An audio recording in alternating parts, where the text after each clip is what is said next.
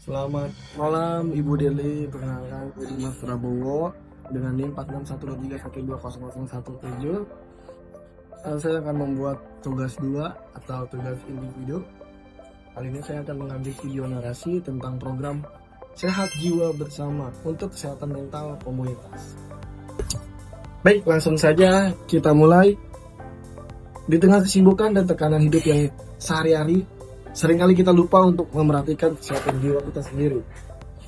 Beban pekerjaan, tanggung jawab keluarga, stigma tentang kesehatan mental, dan kurangnya waktu untuk diri sendiri bisa membuat kita merasa kewalahan, cemas, atau bahkan terasingkan. Kesehatan mental bukanlah hal sepele, ia adalah fondasi dari kesejahteraan kita secara utuh. Selanjutnya, kita akan bahas mengenai situasi yang mungkin mirip dengan kita. Seperti ada stres kronis karena tuntutan pekerjaan, akademik, dan keluarga yang menumpuk tanpa waktu yang cukup untuk istirahat dan pemulihan. Yang kedua ada stigma dan kesalahpahaman tentang gangguan mental yang membuat banyak orang enggan mencari bantuan karena takut dihakimi atau dianggap lemah. Yang ketiga ada ketidakseimbangan hidup yang dimana untuk waktu rekreasi, relaksasi, dan hubungan sosial yang bermakna tersingkirkan oleh rutinitas yang padat.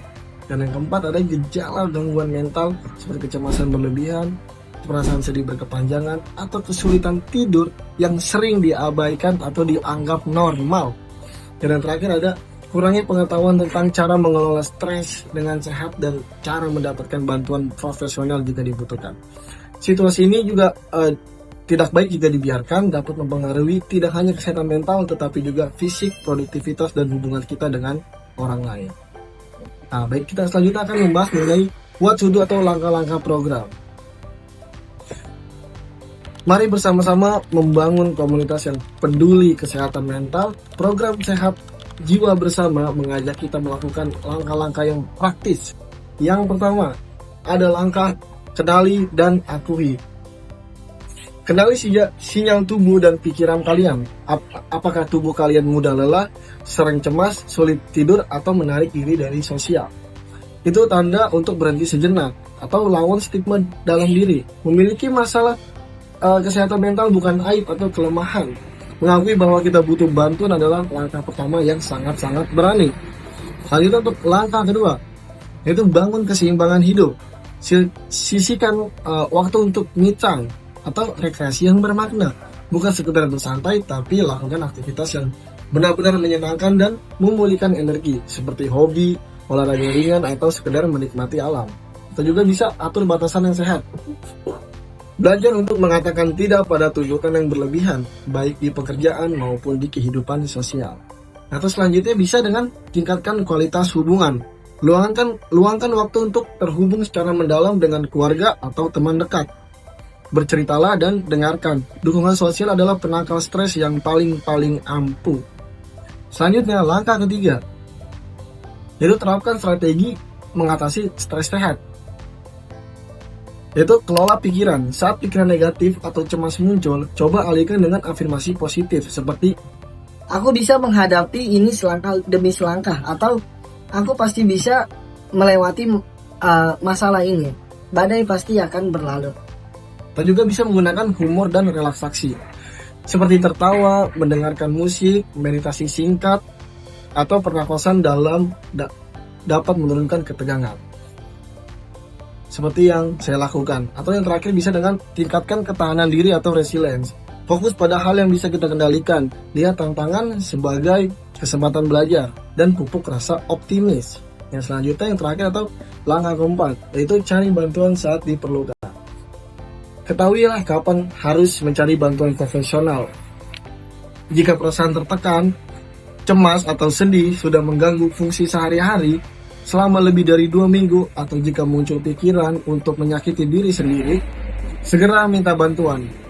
Atau cari informasi layanan kesehatan mental yang tersedia, seperti puskesmas, rumah sakit, psikolog, psikiater, praktik mandiri, atau hotline konseling seperti Into the Light. Itu bisa menjadi pilihan yang baik.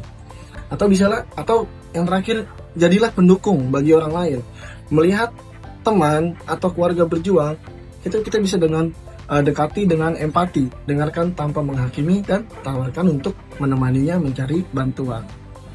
Nah, selanjutnya kita akan membahas hal-hal atau faktor yang mendukung program.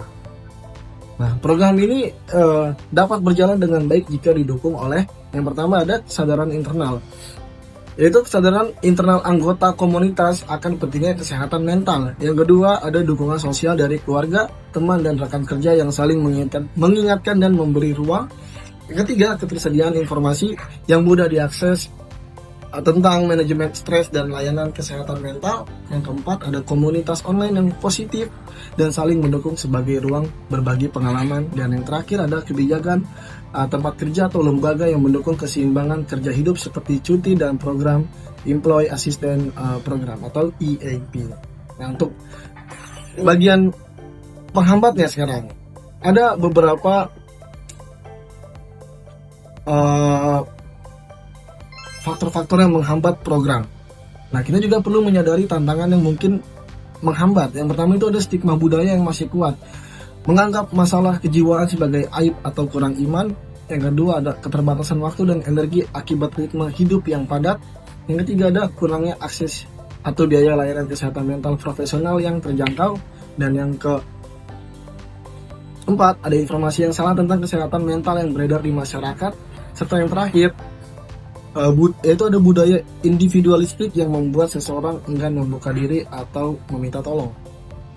Nah, kita ada di bagian akhir dari program ini, yaitu kesehatan mental adalah tanggung jawab bersama, dimulai dari diri sendiri lalu saling mendukung dalam komunitas. Mari kita jadikan kesehatan jiwa sebagai prioritas, bukan lagi hal yang diabaikan. Dengan pikiran yang sehat, kita bisa menghadapi hidup dengan lebih tangguh dan membangun hubungan yang lebih bermakna.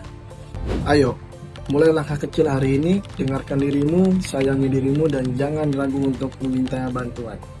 Terima kasih.